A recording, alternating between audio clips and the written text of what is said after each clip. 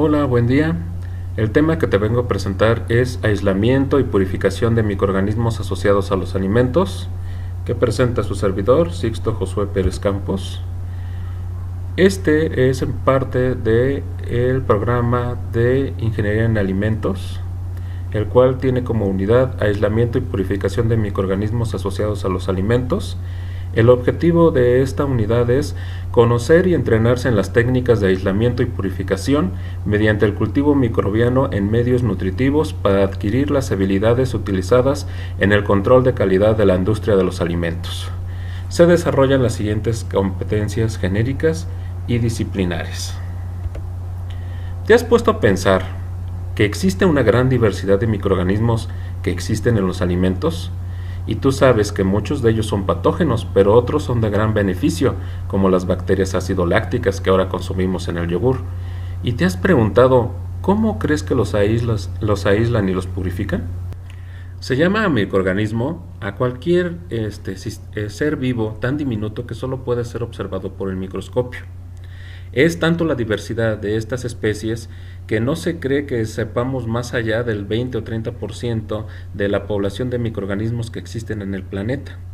Estos a su vez se clasifican en bacterias y en hongos, y los cuales los podemos subdividir en levaduras y mohos. Cuando hablamos de los microorganismos que pueden parasitar a los alimentos, debemos tomar en cuenta que existen diversos factores. Estos se clasifican en intrínsecos y extrínsecos que tienen la capacidad de influir sobre el crecimiento microbiano. Para los factores intrínsecos tenemos, por ejemplo, el pH, el contenido de humedad, la actividad de agua, el potencial óxido-reducción del alimento, la estructura física del alimento, los nutrientes disponibles, la presencia de posibles agentes antimicrobianos. Entre los factores extrínsecos tenemos los factores ambientales. Entre ellos destacan la temperatura y la composición de los gases en los que se encuentran.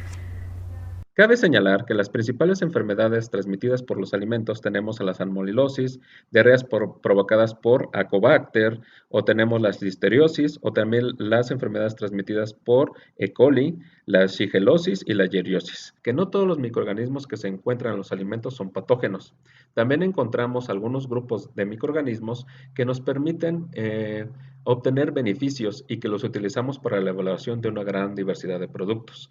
Entre ellos tenemos las bacterias ácido-lácticas, que son capaces de producir sustancias que inhiben el crecimiento de bacterias patógenas, además de que tener estas características nos permiten beneficios, por ejemplo, para controlar nuestra flora intestinal. Cuando nosotros estamos aislando un microorganismo, debemos tomar en cuenta el grupo de riesgo que pertenecen. Por ejemplo, existe el grupo de riesgo 1, donde están los microorganismos con pocas posibilidades de causar una enfermedad, tanto humanos como en animales, como la E. coli K12 o Lactobacillus acidophilus. Existe el grupo de riesgo 2, que son microorganismos que pueden provocar enfermedades al ser humano y animales, pero que tienen pocas posibilidades de provocar un daño grave. Existe el grupo de riesgo 3. Está constituido por microorganismos que pueden causar enfermedades graves para el personal que los manipula, pero no se transmiten de una persona a otra. Por ejemplo, tenemos el Mycobacterium tuberculosis o algunos tipos de brucelas o de los histoplasmosis. El grupo 4, que es el de mayor riesgo, está comprendido por esos microorganismos que pueden provocar una enfermedad grave y que además pueden ser transmitidos de una persona a otra. Ahí tenemos algunos tipos de virus como la fiebre aftosa o como el virus del ébola. Para el aislamiento de los microorganismos, cabe señalar que en todos los ambientes naturales habitan múltiples microorganismos de diversos tipos y actividad fisiológica. Para efectuar el estudio de un organismo en particular es necesario separarlo de la población mixta en la que se encuentra. Para esto se emplean técnicas de aislamiento para la obtención de un cultivo puro. Esto puede ser por separación física, donde podemos utilizar diluciones seriadas y siembra por vertido en placa o siembra por agotamiento. También podemos utilizar medios de cultivo selectivos y diferenciales. Y también uno de las más importantes es el aprovechamiento de las características particulares de los microorganismos, tales como la formación de esporas, el metabolismo aerobio o facultativo, la capacidad de utilizar sustratos pocos comunes, etc. Para facilitar el proceso de aislamiento y obtener mejores resultados, frecuentemente se combinan las técnicas anteriores. Una técnica que vamos a usar mucho en microscopía es la tinción Gram. Se basa en la utilización del cristal violeta. Existen muchos protocolos para el aislamiento de microorganismos. A continuación, se presenta un protocolo muy general para aislar cualquier microorganismo de un alimento. Consta básicamente como paso 1 de la dilución de la muestra. Para esto tomamos una muestra del alimento. Pueden ser 10 gramos o 10 mililitros de la muestra natural. Hay que recordar que hay que mantener condiciones asépticas. Este material del alimento se transfiere a un matraz Erlenmeyer de 90 mililitros con una solución salina isotónica. Otro método puede ser en tomar una muestra del alimento y ponerlo en un tubo con 9 mililitros de la solución salina estéril. Posteriormente se homogenizan y a partir de esta suspensión se preparan dos diluciones más. Obtendríamos 10 a la menos 1, 10 a la menos 2 y 10 a la menos 3. Para ello se emplean tubos con 9 mililitros de la solución isotónica. Para la siembra en vertido en placas se sigue el siguiente procedimiento. Se recomienda que los medios de cultivo se mantengan en tubos de ensayo de 22 por 175 milímetros y se mantienen a una temperatura de 45 grados para evitar la solidificación. Posteriormente, una vez que se prepara la zona séptica, se transfieren 0.1 mililitros de cada una de la solución a 5 cajas Petri vacías y estériles. Recuerda que esta pipeta se tiene que desechar con una solución salinizante y lavar posteriormente. Después podemos adicionar agares de medios selectivos y diferenciales. Se recomienda, por ejemplo, el uso de SRB, TSA, MSA, EMB y YPDM. Previamente, estos deben estar fundidos. Algo importante que hay que resaltar que para el medio SRA se tiene que adicionar streptomicina estéril a una concentración de 300 miligramos sobre mililitro. La importancia de este método es la utilización de los medios selectivos para determinar los microorganismos presentes en los alimentos. El TSA, por ejemplo, es el agar triptona soya. Es un medio muy rico que permite el crecimiento de una amplia variedad de microorganismos y que además permite el aislamiento de bacterias aerobias y anaerobias y favorece el desarrollo de microorganismos que pueden ser exigentes. El agar MSA, que es agar manitol salado por sus siglas en inglés, es un medio rico que nos ayuda para el crecimiento de bacterias gram positivas, ya que inhibe el crecimiento de las gram negativas. El agar MB es un medio selecto y diferencial adecuado para el crecimiento de enterobacterias. También inhibe el crecimiento de bacterias gram positivas y permite la diferenciación de las bacterias fermentadoras o no fermentadoras de lactosa, dando lugar a colonias incoloras, las no fermentadoras, y a colonias de color azul-negro con un cierto brillo metálico, las fermentadoras. El medio es SRB, es Saurov de rosa de Bengala, para el cultivo y aislamiento de hongos y levaduras. Este paso es crucial para justamente determinar el microorganismo de interés. Aquí se proponen estos medios, pero vamos a ver que pueden existir una gran cantidad de medios selectivos dependiendo del microorganismo que queremos utilizar. Una vez terminado este paso, se hace la siembra por agotamiento en medios selectivos y diferenciales.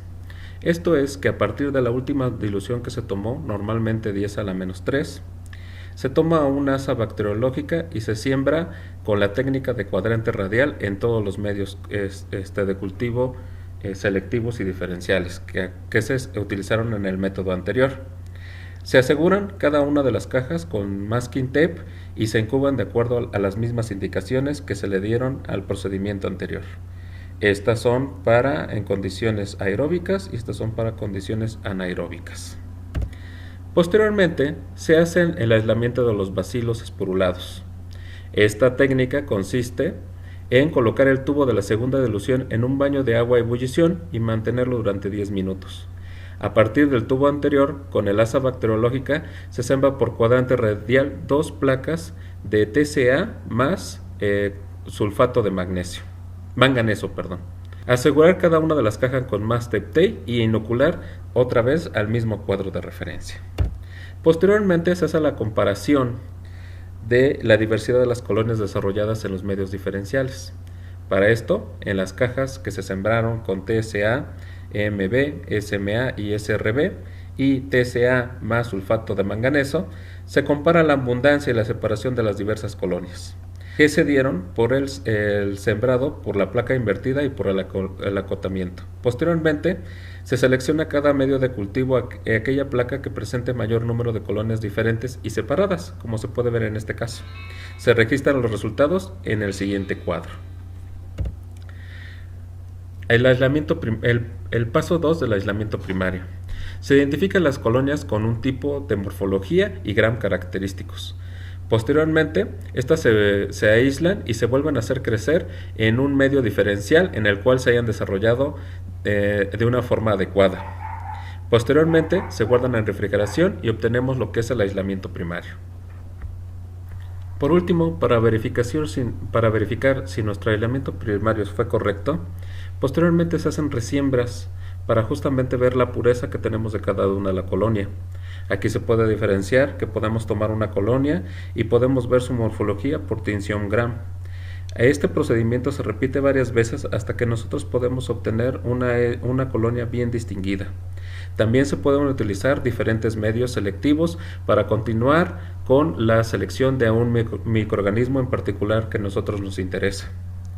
Todas estas características se pueden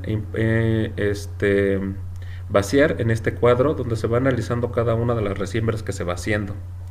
Cabe señalar que la importancia que tienen los medios selectivos es que están diseñados para aislar un grupo específico de bacterias. Por ejemplo, el agar bilis y rojo de violeta. Este se utiliza para bacterias enterofermentativas de la lactosa. Si estas fermentan la lactosa, se presentan colonias rojas con halo de precipitación rojizo. Si las enterobacterias no fermentan la lactosa, son incoloras, y en el caso de los enterococos, en este medio se presentan rosas con una punta de alfiler. Básicamente, todos estos medios son utilizados para la selección de ciertos microorganismos, y en la industria de alimentos tenemos una gran diversidad entre los que tenemos a continuación, que se utilizan, por ejemplo, para el aislamiento de salmonela, para, por ejemplo, bacterias acidolácticas, para el medio selectivo de bacterias enterobacterias. También tenemos medios exclusivos para el recuento de coliformes en el agua y para la determinación también de salmonela y shigella. Esta gran diversidad de medios de cultivo nos permite diferenciar una gran cantidad de microorganismos en los alimentos. Por otra parte, también existen métodos bien establecidos para la purificación de algunos microorganismos, como el para demostrar la presencia o ausencia de Staphylococcus aureus, donde primero se obtiene la muestra sépticamente.